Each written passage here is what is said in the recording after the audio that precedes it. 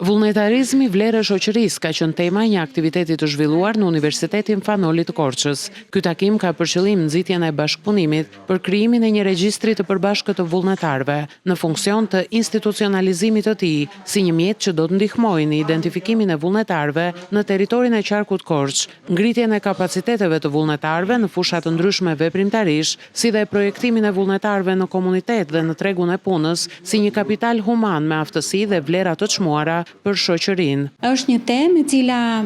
hedh hapin e parë drejt rjetëzimit apo le të themi institucionalizimit të vullnetarizmit. Së bari të kuptojmë çfarë është vullnetarizmi,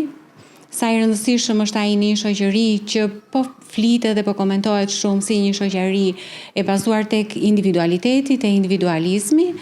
çfarë është shpresa, çfarë do t'japim ne nëpërmjet këtij vullnetarizmi dhe ajo që është më e rëndësishme si ta institucionalizojmë. Në pamje të parë duket se njerëzit janë të tërhequr, por mendoj se vetë ky term që ne përdorim sot vullnetarizëm, mendoj e ka bazën te filantropia. Bazuar tek kjo, mund të them që vullnetarizëm ka, por është ajo që sapo përmenda, nevoja për ta